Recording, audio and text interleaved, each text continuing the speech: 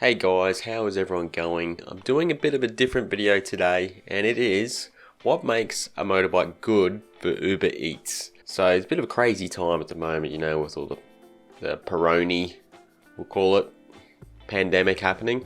Do that so the video doesn't get flagged and taken down. So man, you can look at different ways to make money, and one of those ways is Uber Eats or, you know, Grubhub or something similar. Look, whether it be you just need a job, like you lost your job, or you want a bit more cash so you get a bit of a buffer going in these crazy times.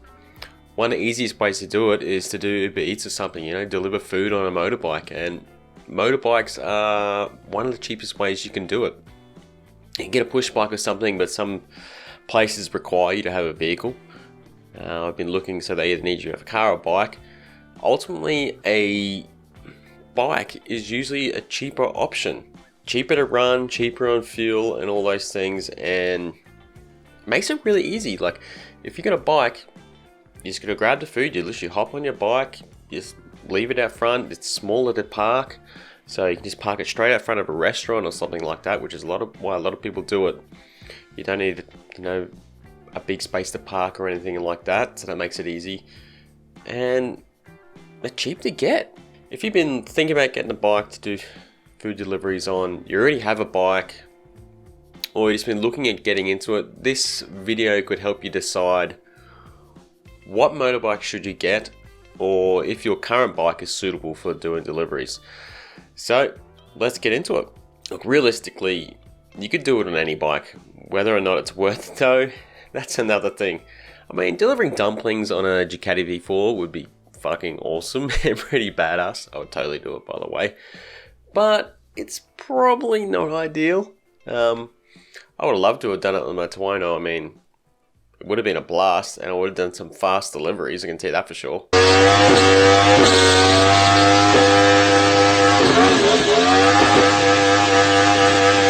But I've had a think, and there's some key criteria that you do want to meet, pretty much, if you're looking at getting a bike to do Uber Eats on. And a lot of it's probably going to make a lot of sense to you. It made a lot of sense to me, and it all kind of centers around the one philosophy: cheap. Right? You want some cheap stuff. You don't want crap. Don't get me wrong, you don't want crap stuff, but you want stuff that's cheap.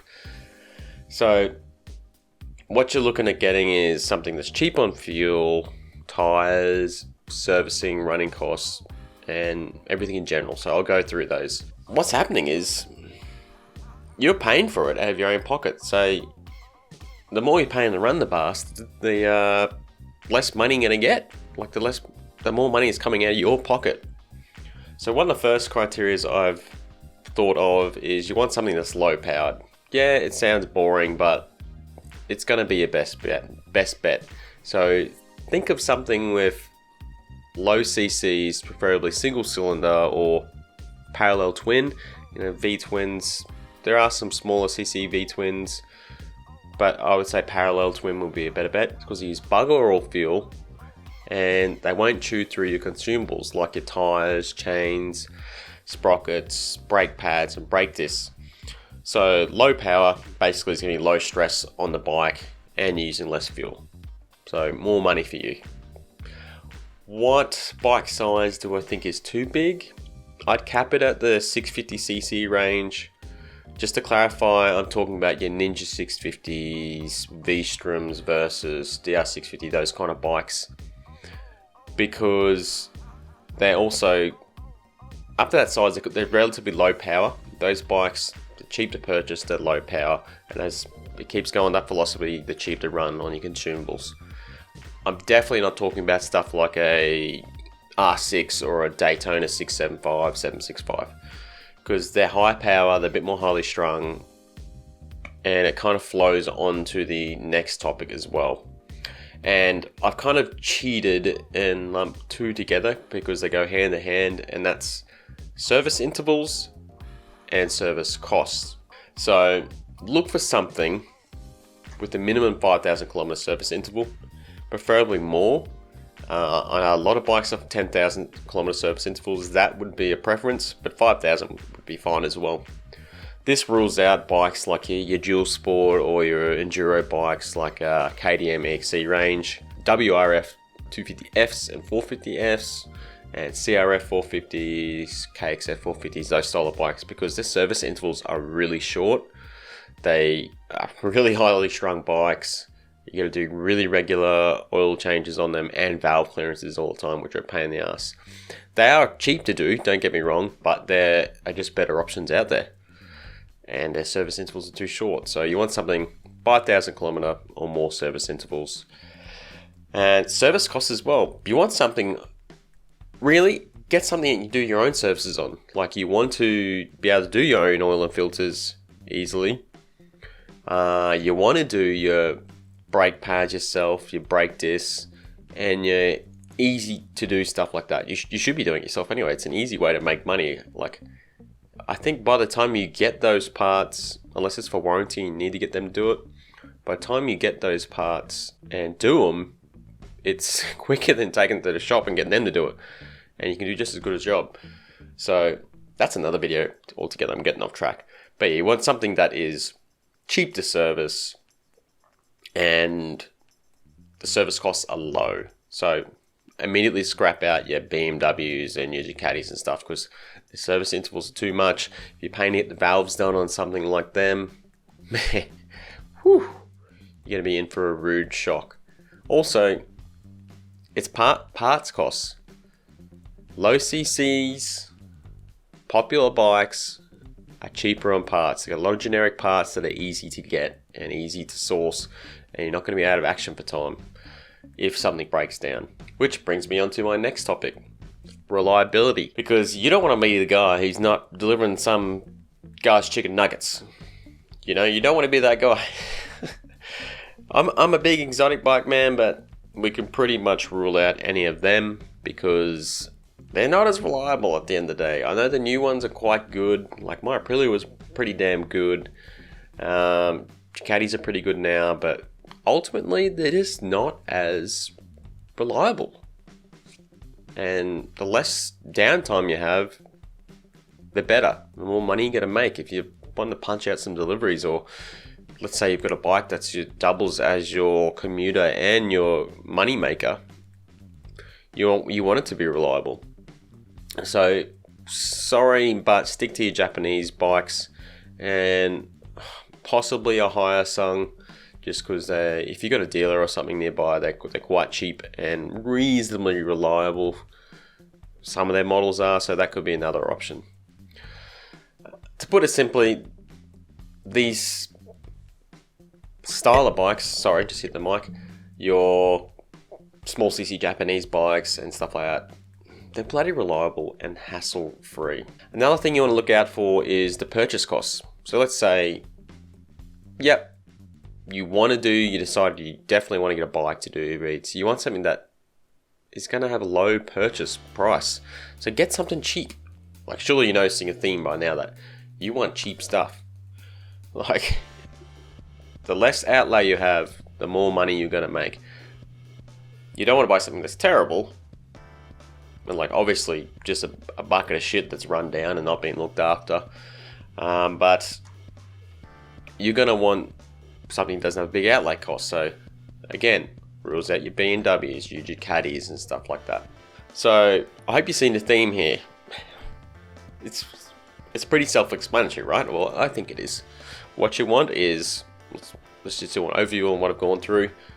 You want something that's low CC, maximum 650, and reasonably low powered, because they're cheap on fuel and cheap on consumables. They're also very easy to ride around. Like, you're getting on and off the bike all the time, having to park it in probably like awkward spots. These lighter, smaller bikes are just easy to handle. Like, they're easy to get on and off, they're easy to ride. You don't have to worry about the power on them. You can just get on them and ride and not worry about it. So you're looking at directions or something like that. That's one thing you can just concentrate on, you know what I mean? Another thing you want to look out for is service intervals and cheap servicing. So get something you can service yourself, at least for the minor servicing. Minimum 5,000 kilometer service intervals, I would say. Get something that is reliable. So stick to your popular Japanese bikes, most likely at a stretch, a Hyosung. And you also want something that's pretty low purchase price. Alright, some people are probably thinking, can I use my bike for Uber Eats? Of course you could. But, you know, if I had a expensive bike, I wouldn't be using it, to be honest. Like, let's use, for example, my Aprilia. It's the last bike I owned. It was rude on fuel. Like, it was expensive to just ride around compared to one of these bikes. It used about twice the fuel. I was getting like max 200 kilometers out of a tank. Terrible, and that's out of like 16 liters. Whereas you've got something that's low cc, low powered, you'd be getting, well, I was getting like 350 kilometers out of 12 liters, so that's much better and much cheaper. So look at something like that. That's a much better option. And also my service costs on the Aprilia were just expensive. Like, I was doing all in filters myself, so that saves you a lot of money. But it's got a lot of power, so it chews out tires.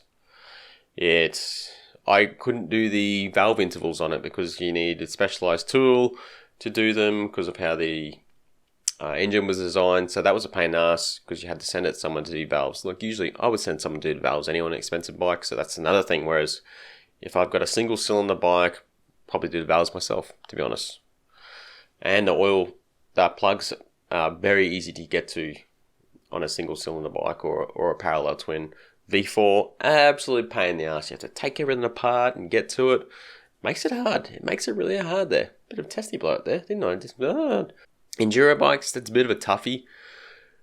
Like, let's say you've got a DR650 or a KLR 650, an adventure style bike. They got pretty good service intervals. I definitely use one, but when you're using like, let's say you're using really aggressive treaded tires for the off-road, which is what I would have on a DR650 or something, you're going to chew out those tires. So that's one thing to be wary of as well. So whether you want to put that wear and tear on a bike, if you own that one, that's another thing to be wary of. But yeah, I hope you get the general gist. Get stuff that's cheap, guys. Cheap, reliable, easy to maintain yourself. That's the gist of it all. Yeah, it's crazy times. I've been thinking about doing Uber Eats or something similar just because of my visa restrictions and stuff like that here in the US. So I know a lot of people probably do it for a similar reason as what I'm thinking about doing. It just might not have the qualifications, or you're just in a situation where you need some money. It's one of the options you got, you know, like one of the ways you can do it. Next video I'm going to do is the best bikes for Uber Eats. So I'm going to go through it all, go through research purchase prices on bikes. I have a fair list in my mind already, but it's what you can get bikes for as well. They may be perfectly suitable, but if you can get something that's very similar for cheaper, of course you're going to get that. You know, it's your money maker, this kind of thing.